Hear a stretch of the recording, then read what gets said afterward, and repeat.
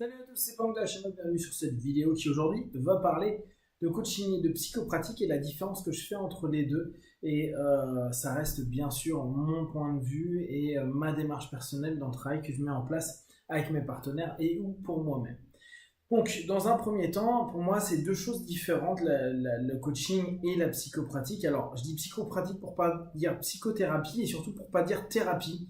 Parce que je trouve que avant qu'on puisse devenir thérapeute, c'est-à-dire aller dans une direction de soigner quelque chose, déjà dans le travail psychique, je pense qu'il faut déjà un gros niveau. Et deuxièmement, j'estime que c'est davantage les médecins et le staff médical qui sont des thérapeutes et pas les personnes qui gèrent la psyché. Donc là, c'est vraiment une sémantique qui m'est propre. J'aime bien utiliser le mot psychopratique, je l'utilise de plus en plus. Je tente vraiment à ce que ce soit mon usage le plus commun. Et donc, la notion pratique, quand je veux dire pratique, c'est dans la notion entre guillemets thérapie. Donc, je fais vraiment une différence entre le coaching et la pratique.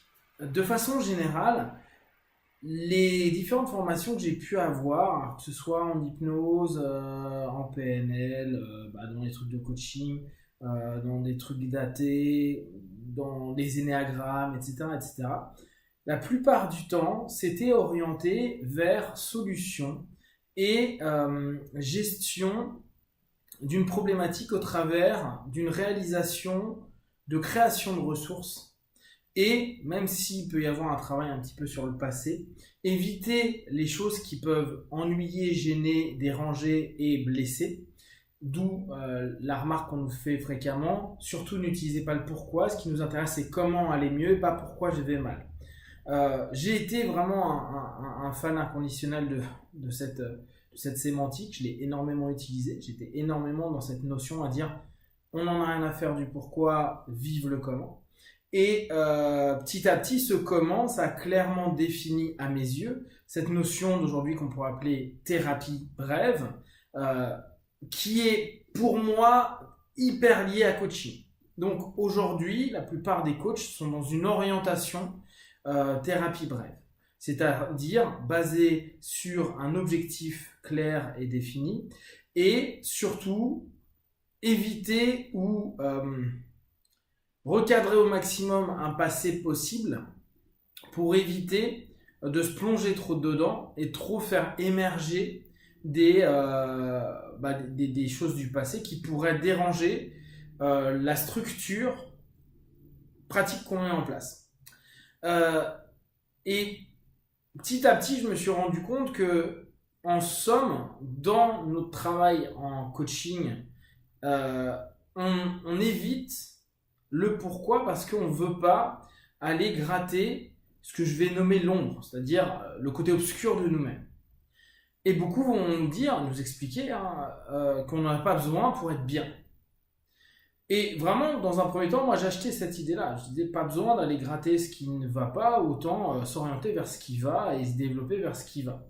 Tu demandes pas à quelqu'un ce qu'il ne veut pas, mais au contraire ce qu'il a envie, pour qu'il puisse focaliser son esprit vers des ressources, vers des croyances, vers des éléments qui pourront à un moment ou à un autre le faire regarder quelque chose de lumineux. Et je le mettais là dans un article récemment sur le Jiu-Jitsu. C'est pas parce qu'on est en train de regarder quelque chose de lumineux, le soleil, que pour autant l'ombre a disparu. Et à mes yeux, la psychopratique va se diriger vers cette notion où l'ombre devra être intégrée dans le cursus. Cursus, c'est beaucoup dire, dans le parcours. Il y a un moment ou un autre, on va y aller et on a de fortes chances d'y rester un bon bout de temps. Alors, c'est là où au fur et à mesure, moi qui étais aussi le premier critique des analyses, des psychanalyses, à dire ah bah là, ils mettent 15 ans pour gérer un problème, alors que nous, avec l'hypnose, la PNL, la TLA, on met quelques séances, voire quelques minutes. Et dans cette démarche-là, je me dis bah ouais, ils ont complètement tort. Et puis maintenant, j'en suis arrivé, en tout cas aujourd'hui, peut-être que demain je changerai d'avis, à l'idée que ce qu'il y a de plus intéressant dans la pratique, psychopratique, c'est d'aller dans un cheminement qui va nous faire accepter ce que l'on est. Accepter ses bons côtés comme ses moins bons côtés. Et une fois qu'on aura réussi globalement, parce que bon, absolument je ne crois pas que ce soit possible, accepter ce que l'on est avec nos forces, nos faiblesses. Là, très clairement, la facette coaching, orientation vers les ressources, vers du positif, vers du bon, du juste, vers une discipline mentale, physique, etc., vers quelque chose de bon, aura pour moi du sens. Parce que ça sera un complément de quelque chose tout en réalisant qu'on n'est pas en train de se leurrer, qu'on n'est pas en train de changer quelque chose, mais qu'on a accepté ce qu'on était et qu'on sait qu'on va pouvoir retomber dedans, qu'on va parfois se retrouver en contact avec ça. Et pour autant, on ne va pas s'énerver, s'attrister, s'apeurer ou toute émotion qui pourrait nous déranger. Et simplement, on va accepter que peut-être pendant ce laps de temps-là, on va être comme ça. Bon bah, j'ai peur, ou je suis désorienté, ou je suis en colère, ou je suis triste. Et pas dire « Ah, fais chier, j'en ai marre, j'ai l'impression d'être tout le temps comme ça, blablabla. » Et juste se dire « Ok, c'est moi, ça fait partie de moi, ça fait aussi partie de mon process, parce que cet élément-là m'a ramené à quelque chose et j'en ai conscience. » Et dans la psychopratique, pour moi, la conscience a énormément d'importance. Prendre conscience.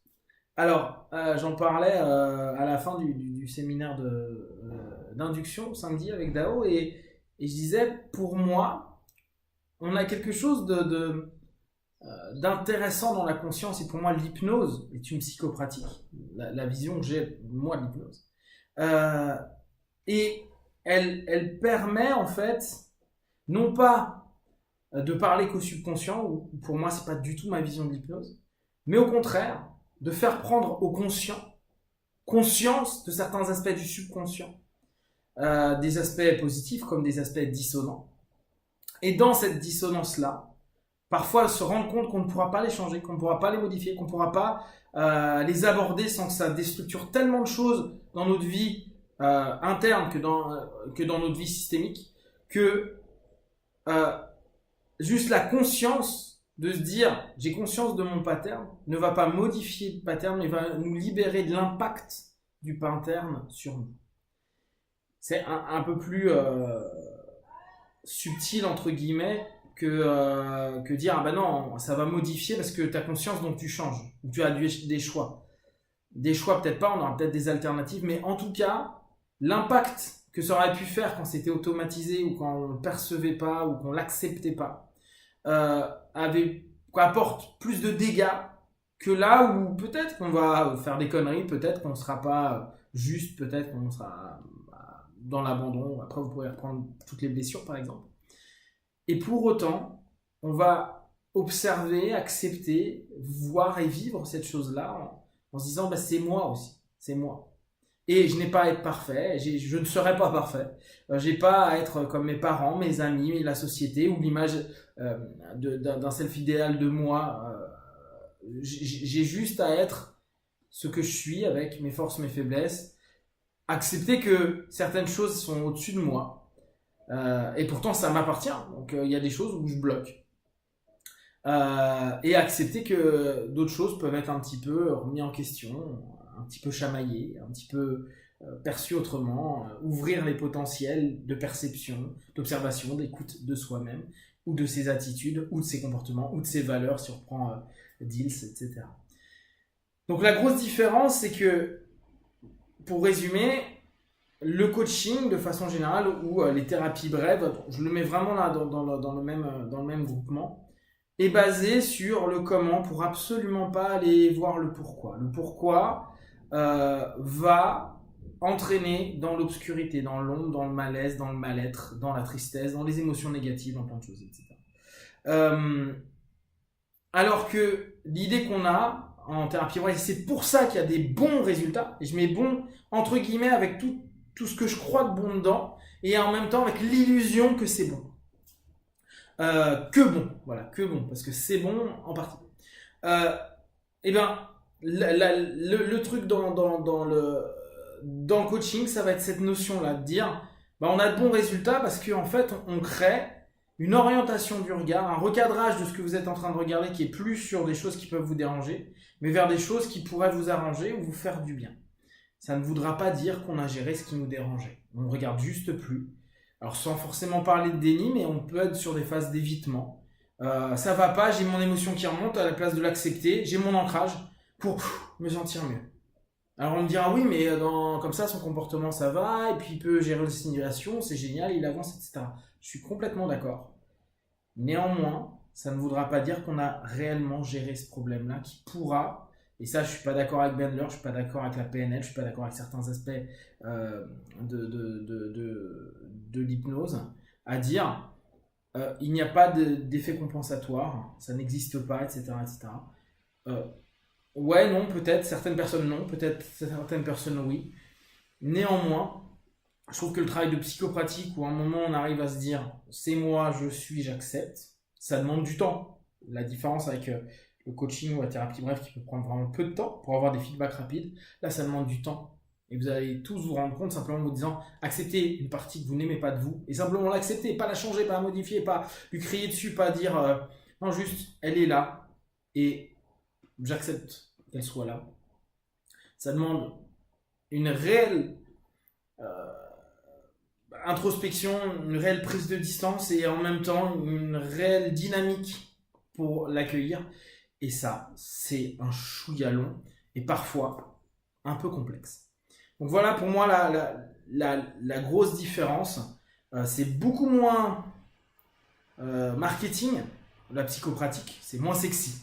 Ça se vend moins que dire nous on a des résultats qui sont positifs par rapport à des comportements à un moment donné. Versus des trucs qui disent bah ouais mais ton comportement tu l'as encore oui et ce que je disais à Jimmy la dernière fois non c'est lui qui me le faisait remarquer mais c'est quelque chose que je dis régulièrement la blague de la psychanalyse qui dit alors comment ça va ta psychanalyse, ton problème a avancé et je crois que c'est non il n'a pas avancé mais j'accepte que j'ai le problème et pour moi cette acceptation c'est l'absolu de la thérapie. J'aime pas ce terme-là, il faut que je l'enlève. La psychopratique qui nous permettra d'avancer en tant qu'être humain. Voilà, si vous avez des questions et des remarques, n'hésitez pas à partager sur Facebook, YouTube. Et surtout, ne prenez pas ce que je dis comme juste. Testez, analysez, observez et faites-vous votre propre opinion. Be well. Ciao.